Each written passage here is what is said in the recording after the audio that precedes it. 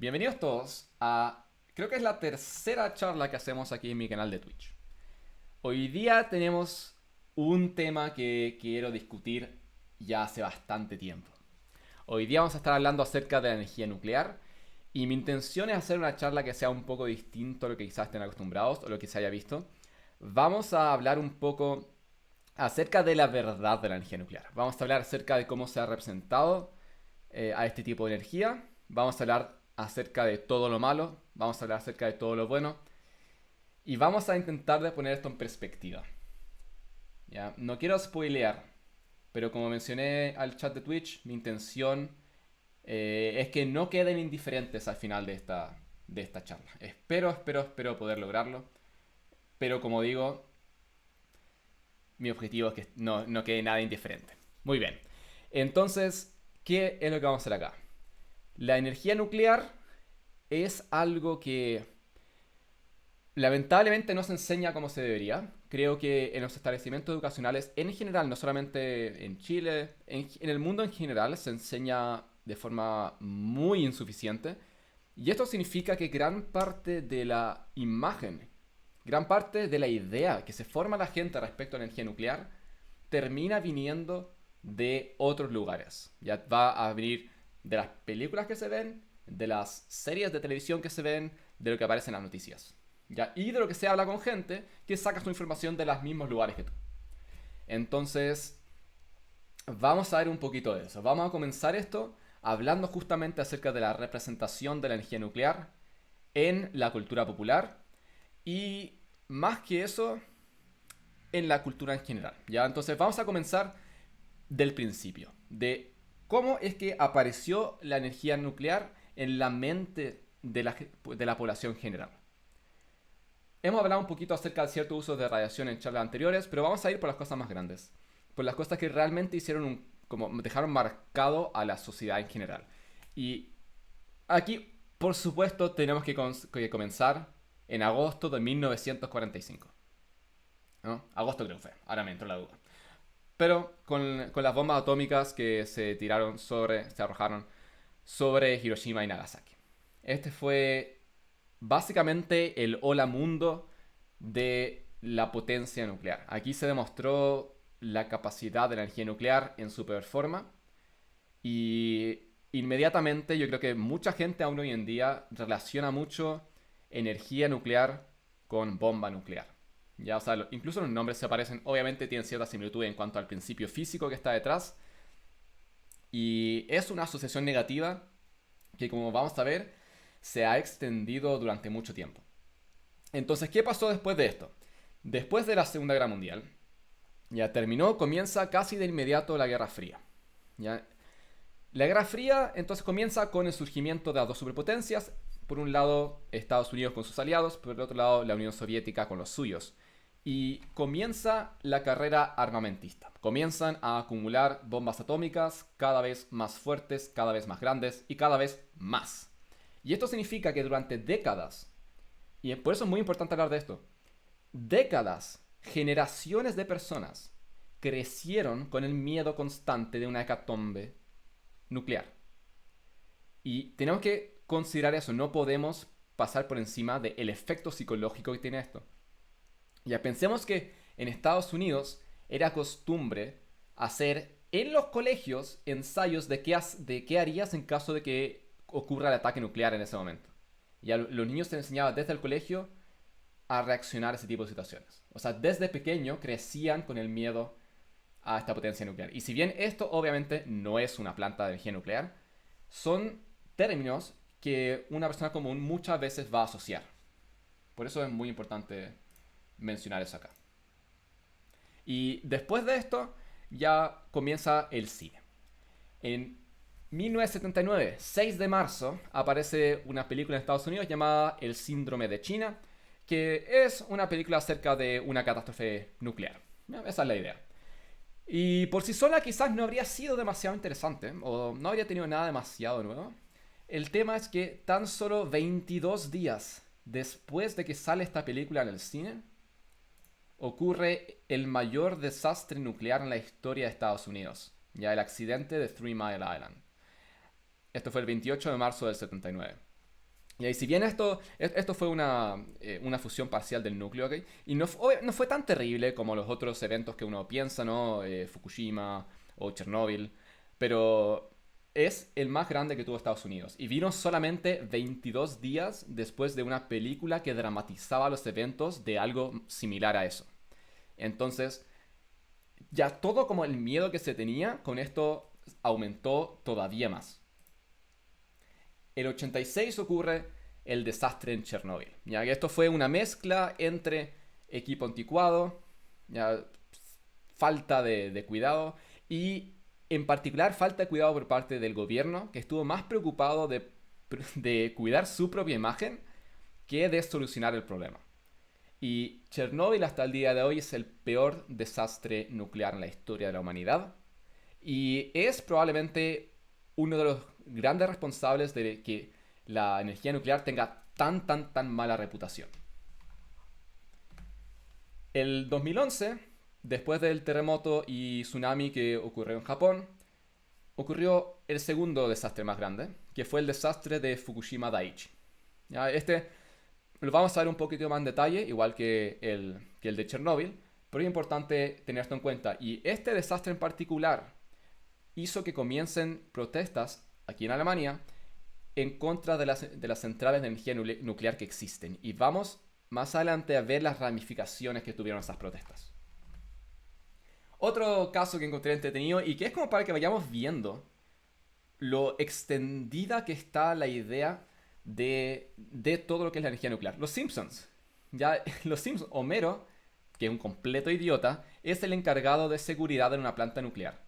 ¿Ya? Y piensen en todos los capítulos que se basan en el chiste de los desechos tóxicos, del pescado con tres ojos, que esto y lo otro.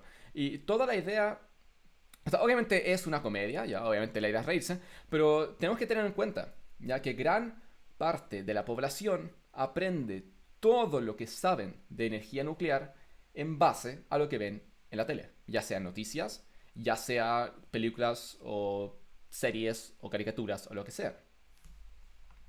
Otro ejemplo de película, Die Wolke, una película alemana, salió el 2006, La Nube en español. Esta yo la tuve que ver en el colegio. Ya yo estudié en colegio alemán. En clases de alemán tuvimos que ver esta película. Es una película increíblemente dramática. Se trata de una joven, no sé qué edad habrá tenido, 15 o algo así, o 16, no sé, que está en su pueblito, que vive cerca de una central de energía nuclear en Alemania, y estalla la típica, ¿no? Estalla ahí el núcleo del reactor y queda la embarrada, tienen que correr, muere su hermano, muere su mamá, muestran cómo mueren todos, ella queda irradiada. Onda, es una historia increíblemente dramática, muy trágica. ¿Qué otro ejemplo tenemos? Tenemos Chernobyl, la serie que salió hace poquito, 2019, una gran serie, pero también sigue reforzando estos conceptos que ya se tienen desde antes. Y llega a tal punto que pensemos, por ejemplo, en Dark, para aquellos de ustedes que la han visto. No voy a spoilear nada, pero esta serie basa gran parte de su premisa en que la energía nuclear es mala, peligrosa. Y porque aquí básicamente dicen que todo lo que pasa, que es como supernatural, todo lo que es ciencia ficción, aquí se basa por este accidente nuclear. Y es algo que científicamente tiene cero sentido. Yo ni siquiera pude terminar de ver esta serie, siendo muy honesto, yo no llegué al final, porque era demasiada ridiculez. Em, Llega un punto en que, por ejemplo, abrir el tema del portal del tiempo se hace con cesio 137, creo que era, un elemento radioactivo que también no tiene ningún sentido. Y todo esto es para que nos demos cuenta de como la profundidad, lo profundo que está todo esto en la cultura popular. Y recordando una vez más que es de este tipo de cosas de donde la gente se saca sus ideas de lo que es la energía nuclear. Ya, entonces vimos lo que es la ficción. Ahora empecemos a separar la ficción de la realidad. Y vamos a comenzar haciéndolo viendo los dos casos más importantes, Chernóbil y Fukushima. Así que hagámoslo primero con Chernóbil. Entonces, ¿qué es lo que pasó en Chernóbil? En Chernóbil, más allá de lo que pasó, ¿cuáles fueron las consecuencias? Eso es lo que más nos interesa. Entonces, ¿cuáles fueron las consecuencias de Chernóbil? ¿Cuánta gente murió? Porque el impacto medioambiental de Chernóbil, aunque mucha gente quizás le parezca sorprendente, se curó relativamente rápido, en el sentido de La vegetación, los animales se han recuperado bastante bien, como tienen ciclos de vida más cortos, se recuperan bastante más rápido. Y hasta el día de hoy, por los estudios que he visto, bastante bien. El tema y la pregunta es la vida humana.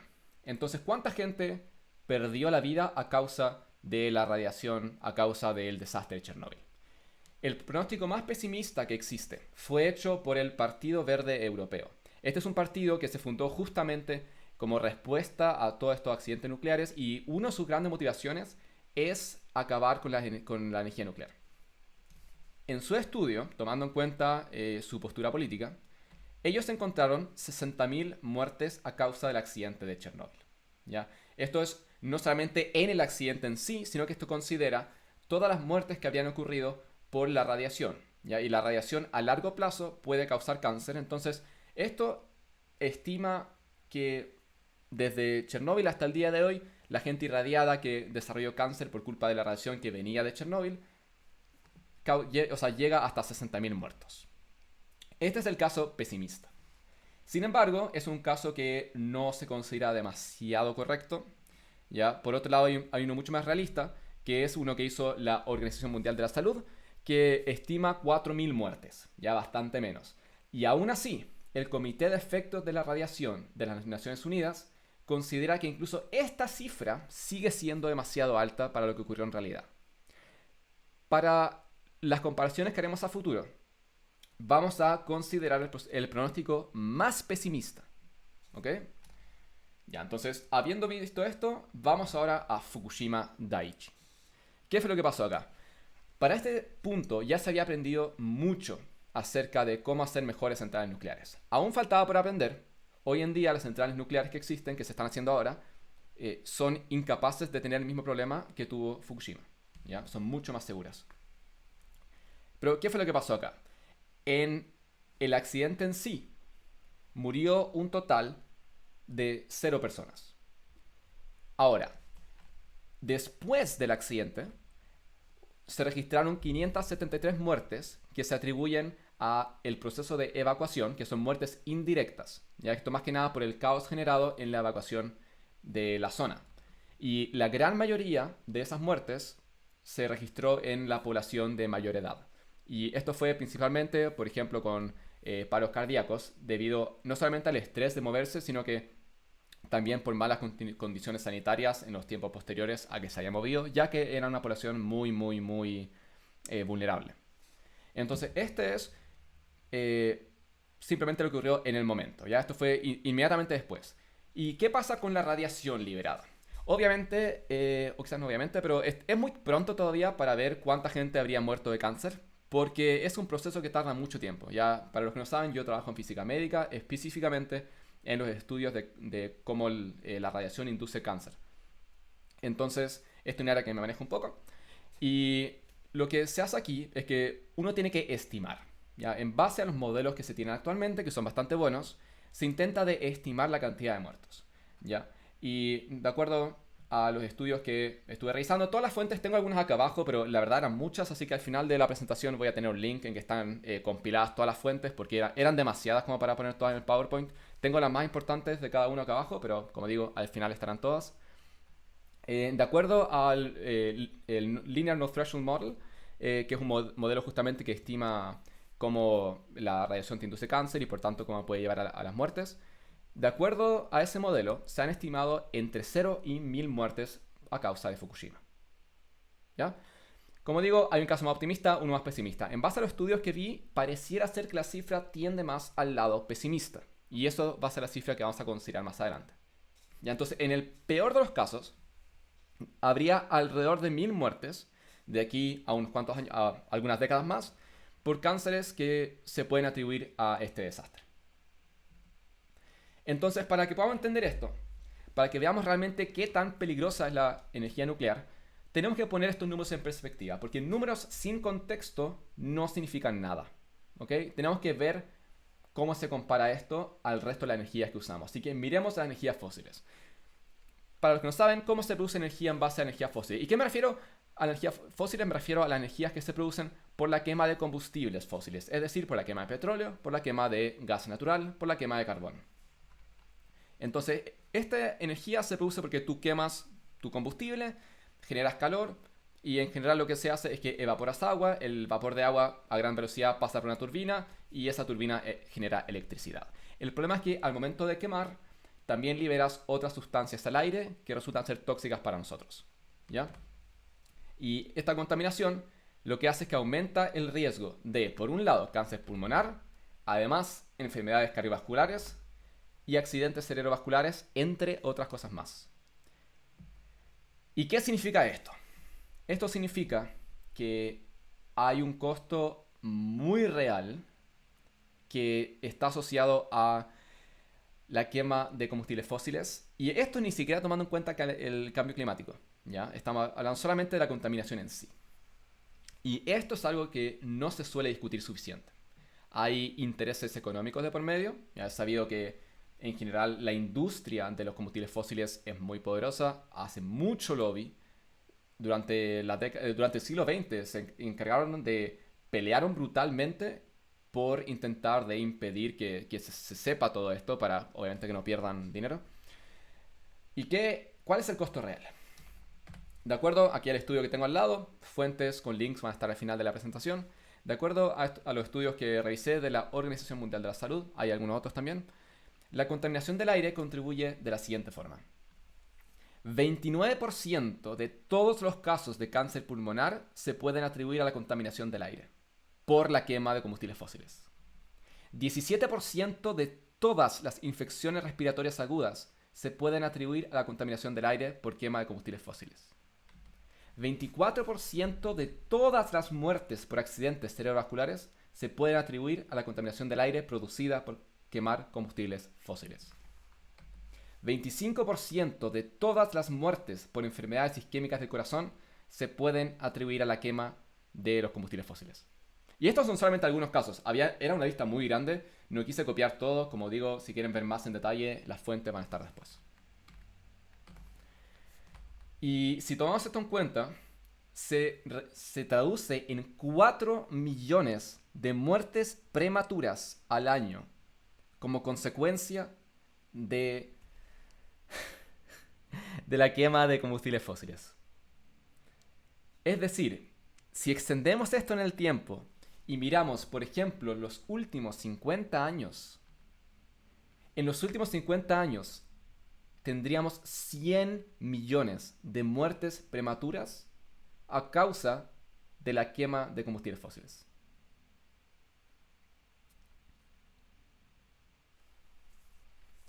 Ahora, como les dije antes, hay que tener cuidado con los números. Los números pueden ser engañosos. No podemos hacer esta comparación directa. ¿Por qué? Porque los combustibles fósiles son la energía que está dominando en el mundo. La gran mayoría de la energía viene de combustibles fósiles, por tanto, tendría sentido que contribuya de mayor forma. Entonces, si queremos hacer una comparación que tenga sentido, una comparación de la cual podamos concluir algo, no podemos comparar directamente la energía, o sea, quemar combustibles fósiles, cuánta gente muere por esto, versus cuánta gente muere por la energía nuclear. Tenemos que ver cuánta gente muere por unidad de energía, ¿ya? Entonces, brevemente, podemos ver acá un leve resumen de cómo al año 2019 está distribuida la generación de energía del mundo. Ya la energía fósiles, que como digo, petróleo, carbón, gas, en la gran mayoría, es cerca del 84.3% de la generación global de energía. ¿Ya? Y ahí pueden ver que en menor proporción nuclear es apenas el 4%, la hidroeléctrica 6.4%, eólica 2.2%, solar 1.1%, biocombustibles 0.7% y otras renovables 0.9%. ¿Ya? Muy, muy, muy importantes. Ahora, vamos entonces a ver la comparación. Lo que queremos hacer es comparar la energía, pues básicamente cuánta gente muere a causa de una cierta generación de energía, de un cierto método en particular, para generar una cierta cantidad de energía. Vamos a considerar 1 terawatt hora, ya esa es una unidad de energía. Esa es la energía que consume, bueno, depende del lugar, 27.000 habitantes de la Unión Europea o 12.600 de Estados Unidos, ya porque ellos consumen más energía por cabeza. Entonces, 1 terawatt hora es más o menos lo que consumen 27.000 habitantes de la Unión Europea. Consideramos eso. Entonces vamos a ver cuánta gente muere a causa de la producción de energía que requiere 27.000 personas de la Unión Europea. Entonces hice un grafiquito acá, está escondido todavía. Para número 1, carbón. 25 personas mueren al año para la producción de 1 TWh de energía. Es decir, si estamos generando nuestra electricidad en base de carbón, para que 27.000 personas puedan tener acceso a esta electricidad, 25 muertes al año se van a terminar atribuyendo a la contaminación que se generó. ¿Ok? Vamos a ver cómo se compara esto con el resto de las energías. La quema de petróleo son 18 por año. La quema de gas natural, 3. La energía nuclear, 0.07. Aún considerando los pronósticos más pesimistas, considerando que 60.000 personas habrían muerto en Chernóbil, que probablemente no es así. Probablemente esa cifra está por lo menos 15 veces menor. Aún considerando los peores pronósticos para Fukushima.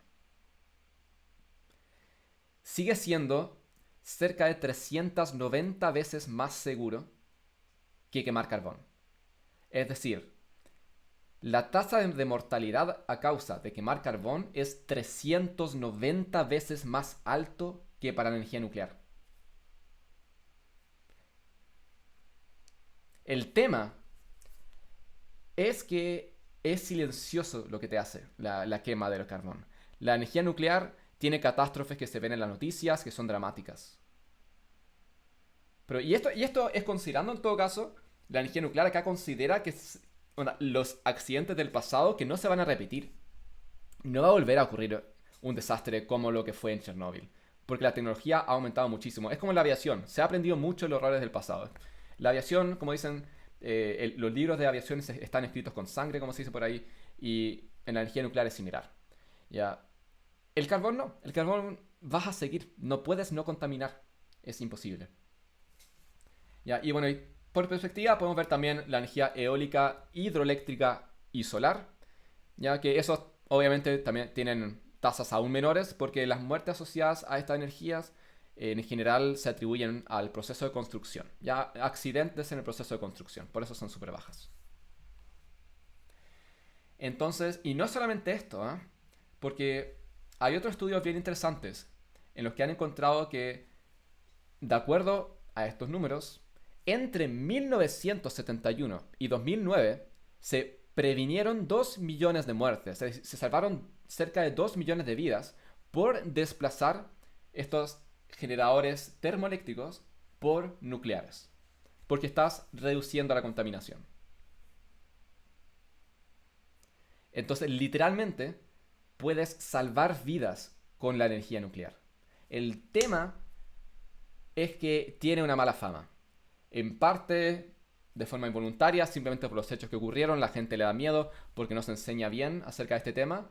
Y en parte también de forma deliberada. Ya no podemos negar que el lobby de las grandes empresas que manejan el tema del carbón y petróleo y gas natural no tienen ningún interés de perder el mercado ante otras energías. Y por eso es que llevan décadas resistiéndose. Y eso también es un contribuyente muy grande que no podemos olvidar. Hay un problema, eso sí, que seguramente se estarán preguntando, ¿no? ¿Qué pasa con los desechos radioactivos? Ya que esto también se ve mucho que son muy peligrosos. Y aquí hay un estudio muy interesante. Este es un estudio que se hizo en la población europea. Ya el link al estudio, como todos los otros, va a estar en la colección de fuentes. En este estudio se les dijo una aseveración a la gente que se estaba encuestando y se vio su respuesta. Ellos tenían que ver si es que lo que uno les decía es verdadero y falso. Entonces, lo primero que se les dijo fue lo siguiente. Todo el material radioactivo es muy peligroso. Esta fue una encuesta realizada en la Unión Europea. 80% de la gente encuestada respondió verdadero. Es decir, que creen que todo el material radioactivo es muy peligroso. Esto es falso. 80% de la población europea, sé que escalamos esto, ¿no? No saben bien cómo funciona el tema. 80% de la población europea están mal informados acerca de la energía nuclear. 80%. Y esto tiene sentido si es que nos ponemos a pensar de dónde es que uno saca la información. Y esto es algo que tiene consecuencias reales, tangibles. Hay vidas que se pierden por esto. Y vamos a ver esto más en detalle en un poco más. Una segunda pregunta que se les hizo. O más que una pregunta, está la segunda frase que ellos tienen que calificar. Dice, no hay forma segura de deshacerse de los materiales altamente radioactivos o de los desechos radioactivos. Ante esto, una vez más, 80% de la población dijo, esto es cierto, no hay forma de deshacerse de forma segura de los desechos tóxicos radioactivos. Y esto es falso. De nuevo, 80% de la población europea, que uno podría decir es de la población más educada, que en gran parte, ¿no? Al menos se supone, tienen 80% de esto equivocado.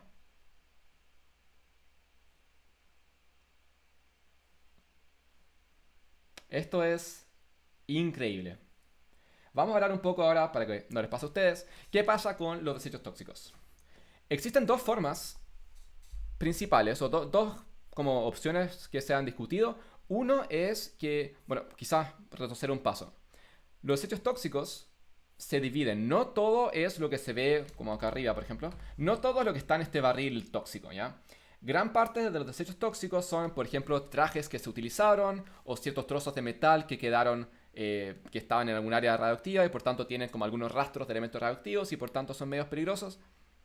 Pero ese 97% de todos los desechos radioactivos son de ese estilo. Son unos que en unos cuantos años, máximo unos cuantos cientos de años, van a estar listos. Y esos se pueden enterrar ahí mismo en la central, no hay ningún problema. El tema es el 3% restante, que eso es lo que se ve acá en el barril, que esos pueden tardar entre cientos de miles y unos cuantos millones de años en perder la radioactividad. Y por tanto siguen siendo peligrosos. Y para contener eso es que existen estos dos métodos. Por un lado, existe la opción de enterrarlos bajo el mar.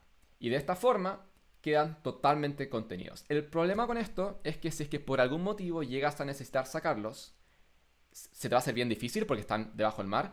Y además es más fácil que se te pierdan. Ya, porque es mucho, las cosas se mueven, es más raro. Lo mejor, la opción que más gusta es utilizar unos depósitos geológicos a gran profundidad. ¿Ya? Y la idea acá es que se hace un agujero muy profundo. Se recubre con acero, con concreto y se dejan las cosas allá adentro. Durante millones de años. Y esto, en principio, es seguro. No hay problema con esto siempre y cuando se elija bien el lugar. El único problema, y el motivo por el cual no hay total certeza, es porque nunca se ha hecho. Obviamente, o sea, nunca se ha dejado algo guardado por millones de años, porque llevamos menos de 100 años con materiales radioactivos, obviamente no se ha podido probar, por tanto uno no puede decir que es 100% seguro porque no lo has hecho. Pero debería ser seguro en base a todo lo que se ha visto actualmente en la ciencia. Eso sí hay que tener cuidado porque esto es a largo plazo, por tanto no se debe construir esto en zonas que en unos cuantos miles de años vayan a estar cubiertas de hielo cuando venga la siguiente era glacial. Eso es muy importante. Y de hecho, eso ya se está discutiendo. Zonas como Canadá, por ejemplo, quizás como Suecia, que van sí o sí a estar congelados, van a tener presión extra sobre la Tierra, se va a comprimir más y eso podría facilitar que se escapen algunos de estos residuos radioactivos. Pero además de eso, todo bien. Ya, y habiendo hecho esta leve tangente, vamos a volver un poco al tema de la desinformación. Porque yo les comenté un poco Alemania. Después de Fukushima 2011, comenzaron protestas en Alemania. Hubo protestas masivas. Hubo un caso en que creo que eran como 40.000 personas que estuvieron mano a mano. Creo que fue como, no sé si fue Frankfurt o Stuttgart, hasta una planta nuclear cercana. Estaban todos mano a mano protestando. Y fue tal la presión sobre el gobierno que para poder apaciguar al público Alemania hizo un compromiso de cerrar sus plantas nucleares. Y al día de hoy ya cerró 8 de sus 17 plantas nucleares. Y el resto deben estar cerradas para fines de 2022. Por tanto, como consecuencia de la desinformación del público, las plantas nucleares en varios países, no solamente acá, en Estados Unidos también pasa, no solamente se están cerrando, sino que también se están dejando de construir nuevas. Y esto tiene consecuencias reales. Un estudio que salió en 2019 estima que hasta ese año el cambio hecho aquí en Alemania ya le costó la vida a 1.100 personas. 1.100 personas habrían muerto por la contaminación producida, porque para poder suplir las plantas nucleares que se cerraron, se abrieron o se aumentó la producción de energía quemando combustibles fósiles. Que literalmente no tiene sentido. Es algo que no tiene ningún sentido. Las energías fósiles son muchísimo más peligrosas, son cientos de veces más peligrosas que la energía nuclear. Pero no tienen tan buena publicidad. Ese es el tema. Y es un gran problema. Entonces, ¿ahora qué? Es la pregunta. Hay muchos países que están optando por bajar el tema de la energía nuclear. Hay países tales como en Francia, 70% de la energía del país proviene de la energía nuclear. China es probablemente el país en el mundo que más está aumentando su construcción de plantas nucleares, porque saben que esta es una potente herramienta para combatir el cambio climático y la contaminación. ¿Ya? Y se necesita para poder suplir esta demanda de energía que está creciendo tanto. Por otro lado, en Inglaterra también se está construyendo bastante, en parte porque en Inglaterra no pueden depender tanto de las energías eólicas y solar. Y algo muy importante que tener en cuenta, hablando justamente de esas otras energías renovables, o energías renovables, mejor dicho, porque nuclear no es renovable. Estas energías son un equipo. Lo ideal sería que exista una colaboración entre energía solar, eólica y nuclear, ¿ya? Y otros tipos de energías renovables. Entonces, cuando la energía solar, la energía eólica, ¿no? Que no son constantes durante el día, cuando esas tengan un menor desempeño, entonces puedes activar las plantas nucleares para que te den la energía que necesitas. Esta es la colaboración que se necesita. Deberíamos estar intentando de cerrar las termoeléctricas, no las nucleares. Y para aquellos que estén interesados, el compilado de las fuentes lo tengo acá, así que lo voy a poner en el chat. Creo que tengo que salir de la presentación para hacer eso. Pero ahí les voy a mostrar de dónde vienen todas las fuentes. Así que espero que les haya gustado, espero que se haya interesado. Muchas gracias por su atención, chat.